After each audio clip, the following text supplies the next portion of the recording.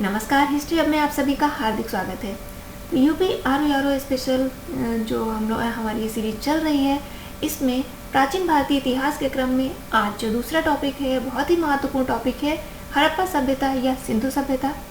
तो इस टॉपिक से रिलेटेड जो भी प्रश्न हैं उनको हम लोग डिस्कस करेंगे और कोशिश करेंगे कि इस टॉपिक से रिलेटेड कोई भी प्रश्न परीक्षा में किसी भी रूप में पूछा जाए तो वो आसानी से आप उसका उत्तर कर सकें।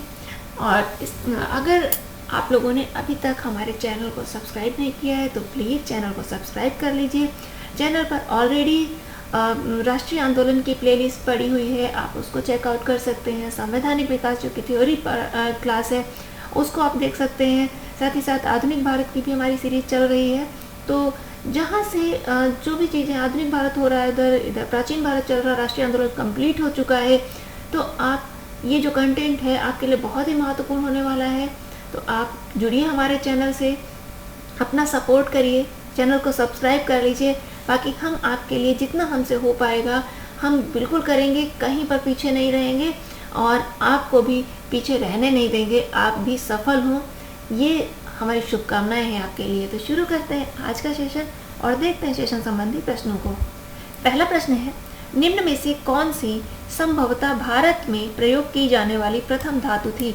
तो भारत में प्रयोग की जाने वाली प्रथम धातु पूछी जा रही है। लोहा है, तांबा है, सोना है, चांदी है। तो कौन सी धातु है? ये धातु है तांबा। तांबे का ही प्रयोग सर्वप्रथम किया गया। तो इस प्रश्न का सही जवाब है बी, तांबा। नेक्स्ट देखते हैं, हड़प्पा सभ्यता के निम्न में से यहाँ पे किस होना चाहिए? निम्न में से किस नगर में चिनाई के कार्य में तक्षित प्रस्तर का प्रयोग कच्ची ईंटों के साथ किया जाता था?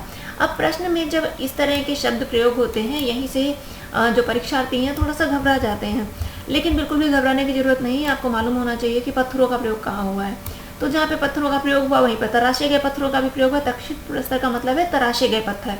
तो तराशे गए प्रस्तर का या पत्थरों का प्रयोग कहाँ हुआ है? ये प्रयोग हुआ है धौलावीरा में। तो इस प्रश्न का सही जवाब है डी, धौलावीरा। धौलावीरा में ही तक्षित प्रस्तर के साथ में कच्ची ईंटों का प्रयोग किया गया चिनाई में। नेक्स्ट देखते हैं, हड़प्पा सभ्यता में निम्न में से किसकी जानकारी नहीं थी? तो हड़प्पा सभ्यता में किसकी जानकारी नहीं थी ये आपको बताना है। तो इसमें ढेकली है, कुआं है, नहर है, कुएं पर पुली है। तो किसकी जानकारी हड़प्पा सभ्यता के लोगों को नहीं थी ये आपको बताना है। तो हड़प्पा सभ्यता के लोगों को जो जानकारी नहीं थी वो थी कुएं पर पुली बांधने की। तो कुएं पर पुली लगाने की जानकारी नहीं थी। इस प्रश्न का सही जवाब है डी। नेक्स्ट देखते हैं, निम्न में से उस क्षेत्र की पहचान कीजिए जहां सिंधु सभ्यता के पूरा स्थल नहीं मिले हैं। क्या बताना है? नहीं मिले हैं। बलूचिस्तान है, उत्तरी पश्चिम सीमा प्रांत का पहाड़ी क्षेत्र है, निम्न हिमालय क्षेत्र है, उत्तरी महाराष्ट्र है। तो कहाँ से नहीं मिले हैं? तो देखिए, बलूचिस्तान में भी मिले हैं, उत्तर पश्चिमी सीमावर्ती प्रांत का पहाड़ी क्षेत्र बिल्कुल उधर से भी मिले हैं, और निम्न हिमालय क्षेत्र, यहाँ निम्न हिमालय क्षेत्र से आप देखिए यहाँ से भी आपको क्षेत्र मिले, स्थल मिले हैं। जो नहीं मिले हैं उत्तरी महाराष्ट्र से नहीं मिले। देखिए महाराष्ट्र से एक क्षेत्र मिला है दायमाबाद, जो कि सिंधु सभ्यता का सबसे दक्षिणी स्थल माना जाता है, और ये उत्तरी महाराष्ट्र में नहीं है। तो यहाँ पर इस प्रश्न का सही जवाब हो जाएगा डी, उत्तरी महाराष्ट्र से कोई स्थल नहीं मिला है। नेक्स्ट देखते हैं, निम्न में से किसकी जानकारी हड़प्पा सभ्यता काल में नहीं थी? किस चीज़ की जानकारी नहीं थी? पक्की ईंटों की नहीं थी, दीवारों की, इंग्लिश प्रांत प्रणाली या घोड़िया छत या वैज्ञानिक तरीके से बनाई गई मेहराबें, किसकी जानकारी नहीं थी? आपको ध्यान रखना है कि क्या बताना है, जिसकी जानकारी नहीं थी। तो देखिए ये सभी जानकारी थी उनके पास में, ABCD जो तीनों हैं जानकारी थी। आप यहाँ पे बात करें मेहराब, तो मेहराब जो है इसकी जानकारी नहीं थी। तो डी इस प्रश्न का सही जवाब है। और मेहराबें देखिए कब बनती हैं? भारत में जो मुस्लिमों का आगमन है वही होता है अरब आक्रमण के साथ 712 के बाद में, और फिर उसके बाद में तुर्क आते हैं जो कि भारत में आकर के कुछ निर्माण कार्य कराते हैं। तो वो इस तरह से जो वैज्ञानिक तरीके से मेहराब बनाई गई, ये जो प्राचीन भारत में ये मेहराब का चलन नहीं था और इसकी जानकारी हड़प्पा वासियों को नहीं थी। नेक्स्ट देखते हैं, मोहनजोदड़ो में किले व शहर में सबसे बड़ी सड़कें क्रमशः थी। सबसे बड़ी सड़कें पूछी जा रही हैं। 6 व 10 मीटर है, 7 व 11 मीटर है, 8 व 12 मीटर है, 10 व 14 मीटर है। तो क्या थी? जो सबसे बड़ी सड़कें थी वो क्रमशः 6 व 10 मीटर थी। इस प्रश्न का सही जवाब है ए। नेक्स्ट देखते हैं, मोहनजोदड़ो की मुख्य सड़क की चौड़ाई क्या थी? जो मोहनजोदड़ो की मुख्य सड़क थी उसकी चौड़ाई पूछी जा रही है। तो मुख्य सड़क की जो चौड़ाई थी ये थी 33 फीट, यानी कि 33 फीट इसकी चौड़ाई थी। नेक्स्ट देखते हैं, हड़प्पा लिपि के बारे में कौन सा कथन सही नहीं है? क्या बताना है जो कथन सही नहीं है? कुछ ऐसे उदाहरण भी उपलब्ध हैं कि यह लिपि बाईं से दाईं ओर लिखी जाती है। दूसरा, हड़प्पा लिपि शब्दाक्षरिक है, अर्थात प्रत्येक प्रयुक्त प्रतीक किसी शब्द या शब्दांश के लिए होता था। यह सामान्य रूप से दाईं से बाईं ओर लिखी जाती थी। लेखन के सबसे बड़े प्रतिरूप में 30 संकेत मिले हैं, तो इसमें से क्या सही नहीं बताना है। देखिए, ये लिपि दाईं से बाईं और बाईं से दाईं ओर दोनों तरफ लिखी जाती थी, तो इस तरह से ये वाला कथन भी सही है और ये वाला भी सही है। हड़प्पा लिपि शब्दाक्षरिक थी, अर्थात प्रत्येक प्रयुक्त प्रतीक किसी शब्द या शब्दांश के लिए होता था। देखिए, हम लोग क्या करते हैं, जब हम लोग कोई भी प्रतीक यानी कि कोई भी अक्षर या वर्ण वगैरह होता है, तो एक वर्ण वो वर्ण का ही अर्थ बोध कराता है, और जब वर्ण आपस में संयुक्त होते हैं, दो या दो से अधिक वर्ण जब संयुक्त होते हैं तब जाकर के एक शब्द बनता है। लेकिन यहाँ पर क्या था, यहाँ पर जो हड़प्पा सभ्यता में एक शब्द एक जो प्रतीक होता था, वो किसी पूरे शब्द की या उस शब्द के कुछ अंश को यहाँ पर बोध कराता था, तो ये भी सही है। और नेक्स्ट, लेखन के सबसे बड़े प्रतिरूप में 30 संकेत मिले हैं, बस यही नहीं सही है और यही इस प्रश्न का सही जवाब हो जाएगा। तो इस प्रश्न का सही जवाब क्या है? डी इस प्रश्न का सही जवाब है। इसके बड़े प्रतिरूप में 30 संकेत नहीं, कुल जो बात की जाए तो SRR के अनुसार 52 वर्ण मिले हैं, 52 संकेत मिले, 52 प्रतीक चिन्ह मिले हैं, लेकिन जो सबसे बड़े प्रतिरूप की बात करें तो 22 संकेत मिले हैं। नेक्स्ट देखते हैं, निम्न में से कौन सा स्थल हरियाणा में स्थित नहीं है? ये थोड़ा सा करेक्शन है, स्थल है ये। कौन सा स्थल हरियाणा में नहीं है ये आपको बताना। हरियाणा में स्थित नहीं, रोपड़ है, बनावली, मिताथल है, राखीगढ़ी है। तो रोपड़ जो है यही नहीं है। रोपड़ कहाँ है? रोपड़ है पंजाब में। और रोपड़ के बारे में एक तथ्य आपको ध्यान रखना है कि स्वतंत्रता प्राप्ति के पश्चात खोजा गया ये पहला स्थल है। स्वतंत्रता प्राप्ति के पश्चात खोजा गया पहला स्थल रोपड़ है, ये आपको ध्यान रखना है। और बाकी बनावली है, मिताथल है, राखीगढ़ी है, ये तीनों ही हरियाणा में स्थित है। और राखीगढ़ी की बात की जाए तो ये भारत की सबसे बड़ी साइट है। सिंधु सभ्यता का भारत में ये ध्यान रखिए, भारत की बात कर रहे हैं, भारत में सबसे बड़ा जो पूरा स्थल है वो है राखीगढ़ी। अगर सिंधु सभ्यता पूछा जाए, भारत नहीं पूछा जाए, सिंधु सभ्यता का सबसे बड़ा स्थल कौन है, तो हो जाएगा मोहनजोदड़ो। लेकिन भारत में सबसे बड़ा स्थल क्या है, तो राखीगढ़ी है, और इसके बाद में धौलावीरा है। तो इस प्रश्न का सही जवाब है ए, रोपड़ जो हरियाणा में स्थित नहीं है। तो कहाँ स्थित है? ये स्थित है पंजाब में, और ये स्वतंत्रता प्राप्ति को उपरांत खोजा गया पहला स्थल है। नेक्स्ट देखते हैं, मेसोपोटामिया के निवासी सिंधु प्रदेश को किस नाम से जानते थे? तो जो मेसोपोटामिया के निवासी थे वो सिंधु को किस नाम से जानते थे? तो वो सिंधु को जानते थे मेलुहा के नाम से। डी इस प्रश्न का सही जवाब है, मेलुहा के नाम से वो जानते थे। नेक्स्ट देखते हैं, सिंधु सभ्यता निम्न में से किस प्रकृति की थी? तो सिंधु सभ्यता की प्रकृति बतानी है, किस प्रकृति की थी? शहरी, याद है शहरी ग्रामीण या फिर ग्रामीण?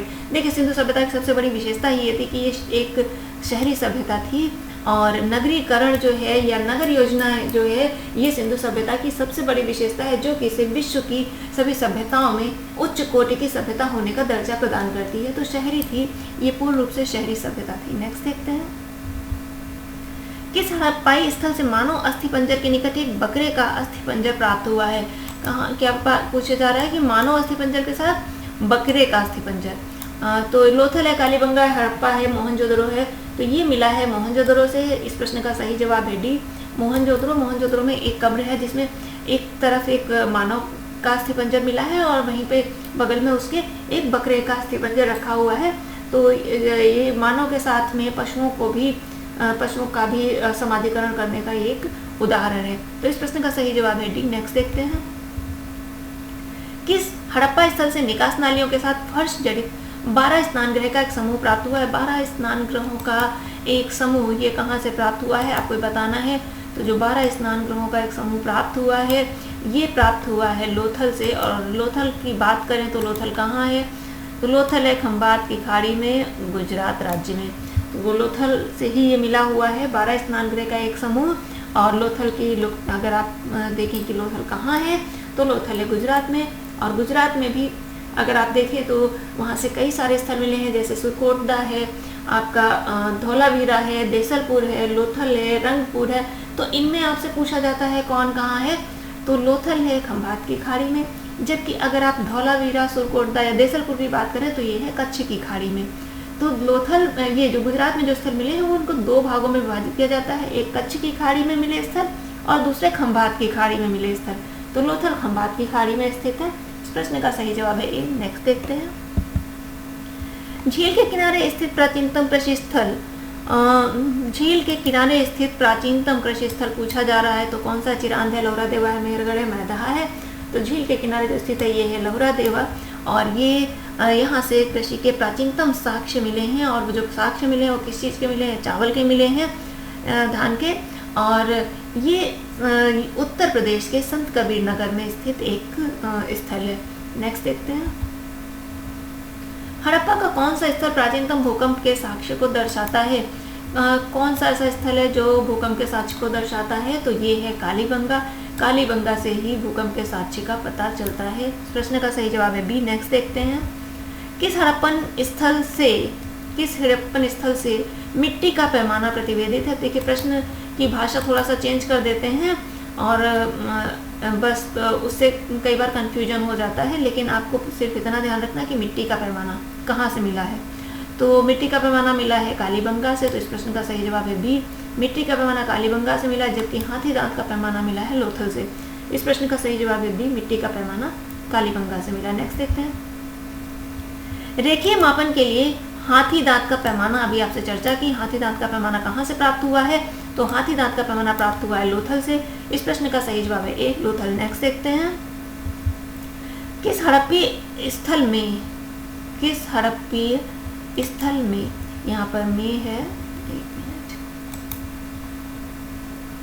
ये में, किस हड़प्पीय स्थल में नाली निर्माण में लकड़ी के पाइपों का प्रयोग हुआ है? यानी कि लकड़ी के पाइपों का कहाँ पे प्रयोग हो रहा था? तो ये प्रयोग हो रहा था कालीबंगा में। और कालीबंगा के संबंध में एक चीज़ आप ध्यान रखिए कि जो सिंधु सभ्यता के जो भी क्षेत्र थे, जो भी स्थल मिले हैं, तो वहाँ पर ज़्यादातर जो मकान बने हैं वो मकान बने हैं पक्की ईंटों से। और आपको मालूम होना चाहिए कि कालीबंगा से अलंकृत ईंटों के साक्ष्य मिले हैं, और अलंकृत ईंटों से जो साक्ष्य मिले हैं वो ईंटें कैसी हैं? वो ईंटें हैं कच्ची ईंटें, कच्ची ईंटों पर ही अलंकरण है। और जब कच्ची ईंटों की अगर आप नाली बना रहे हैं तो वो कच्ची ईंटें हैं कच्ची, तो वहाँ जब पानी वहाँ से निकलेगा तो अब जाहिर सी बात है कि वो जो मिट्टी है वो घुल सकती है, ईंटें घुल सकती हैं। तो यहाँ पर लकड़ी के पाइप वहाँ पे प्रयोग किए गए हैं। तो लकड़ी के पाइप प्रयोग करने का जो मुख्य उद्देश्य था, क्योंकि वहाँ पर कालीबंगा के घर जो है वो अधिकांश घर कच्ची ईंटों से बने हुए, हालांकि उन कच्ची ईंटों में अलंकरण है। तो अलंकृत ईंटों के साक्ष्य कहाँ से मिले, ये भी प्रश्न पूछा जाता है, मिलते हैं कालीबंगा से। नेक्स्ट देखते हैं। एक मुद्रा पर एक व्यक्ति बाघ से लड़ता हुआ अंकित है, वह मुद्रा किस स्थल से प्राप्त हुई है? बाघ से लड़ते हुए व्यक्ति की मुद्रा मिली है, ये कहाँ से मिली है? तो ये मिली है मोहनजोदड़ो से। इस प्रश्न का सही जवाब है डी, मोहनजोदड़ो। नेक्स्ट देखते हैं। नेक्स्ट है, निम्न में से किस पुरा स्थल से मिट्टी के रथ का नमूना प्राप्त हुआ है? तो मिट्टी के रथ का नमूना पूछा जा रहा है। तो मिट्टी के रथ का नमूना जो है ये प्राप्त हुआ है राखीगढ़ी से। बी इस प्रश्न का सही जवाब है, राखीगढ़ी से मिला है। यहीं पर अगर पूछा जाए कि तांबे का रथ, तो तांबे का रथ जो मिला है वो मिला है रोपड़ से। जबकि मिट्टी की खिलौना गाड़ी अगर पूछा जाए या हल का टेराकोटा पूछा जाए तो वो कहाँ से मिला है? वो बनावली से मिला है। तो यहाँ पे पूछा गया है मिट्टी का रथ। यहाँ पर ये इससे संबंधित प्रश्न पूछे जाते हैं और इनको आप लोगों को बहुत अच्छे से समझना है कि क्या प्रश्न पूछा गया। अगर आपने प्रश्न सही से पढ़ लिया तो प्रश्न पढ़ते ही, सही से प्रश्न पढ़ते ही आपके प्रश्न के सही होने की संभावना बढ़ जाती है। इसलिए प्रश्न हमेशा सही से पढ़िए, प्रश्न को पढ़ने के लिए अच्छे से समय दीजिए, क्योंकि अगर गड़बड़ी जल्दबाजी में प्रश्न आपने पढ़ा तो निश्चित तौर से आप उत्तर में गलती कर जाएंगे और आता हुआ प्रश्न भी गलत कर देंगे। तो इसलिए इसको बहुत ध्यान से पढ़ना है कि मिट्टी के रथ का नमूना कहाँ से मिला है? राखीगढ़ी से मिला है। तांबे के रथ का नमूना कहाँ से मिला है? रोपड़ से मिला है। और मिट्टी की खिलौना गाड़ी या हल का टेराकोटा कहाँ मिला है? वो मिला है बनावली से। इस प्रश्न का सही जवाब है बी। नेक्स्ट देखते हैं। समाधि एच का संबंध हड़प्पा सभ्यता के किस स्थल से है? समाधि एच और समाधि R37, चाहे समाधि एच पूछे या समाधि R37 पूछे, दोनों का ही जो संबंध है ये संबंध है हड़प्पा सभ्यता से। तो यहीं से हड़प्पा से ये संबंध है। तो हड़प्पा में ही समाधि एच और समाधि R37 के साक्ष्य मिले हैं। और ये जो कब्रगाह है ये शहर से अलग बना हुआ था, एक टीला था जहाँ पर ये समाधियाँ बनी हुई थी। नेक्स्ट देखते हैं। इस प्रश्न का सही जवाब है ए। और आज के सेशन में बस यहीं तक, मिलते हैं अगले सेशन में। और अगले सेशन में इस टॉपिक से संबंधित जितने भी प्रश्न हैं उन सब पर हम लोग चर्चा करेंगे और इस टॉपिक को पूर्ण करने का प्रयास करेंगे। और आशा है आज का सेशन आप लोगों को अच्छा लगा होगा, और अच्छा लगा है तो प्लीज़ वीडियो को लाइक कर दीजिए, शेयर कर दीजिए और चैनल को सब्सक्राइब कर लीजिए। आपका सब्सक्रिप्शन, आपके कमेंट्स, आपके लाइक निश्चित तौर से बहुत ही मोटिवेट करते हैं। तो प्लीज़ आप लोग अपना सपोर्ट करिए और हम आपके साथ में हैं। आपको कहीं पर भी इतिहास विषय में परेशान होने की आवश्यकता नहीं है, इधर उधर भटकने की ज़रूरत नहीं है। और एक बात कि जो वन लाइनर हैं, अब वन लाइनर का चलन नहीं रह गया है। अब जो परीक्षा का पैटर्न है वो बदल चुका है, आपको ये समझना होगा। तो जो वन लाइनर जो क्वेश्चन आंसर फटाफट बताते चले जाते हैं बिना एक्सप्लेन किए, उससे सिर्फ आपको उसी प्रश्न का अगर समान प्रश्न आ गया तो ही आप कर पाएंगे, अन्यथा अगर प्रश्न घुमा के आ गया तो दिक्कत हो जाएगी। इसलिए आपको डिटेल जानकारी की आवश्यकता है अगर आप चयन अपना सुनिश्चित करना चाहते हैं। तो यहाँ पर आपको एक अच्छा खासा एक्सप्लेनेशन मिल जाता है, जिससे जब कोई बात आप सुने होते हैं तो वो जब आप एग्जामिनेशन हॉल में बैठेंगे तो आपके माइंड में कहीं ना कहीं क्लिक करेगी कि हाँ, इससे संबंधित ये बात मैम ने बताई थी। तो निश्चित तौर से आपकी सफलता में वो मील का पत्थर साबित होगा। तो मिलते हैं अगले सेशन में, तब तक खुश रहिए, स्वस्थ रहिए और अपनी तैयारी में लगे रहिए। धन्यवाद।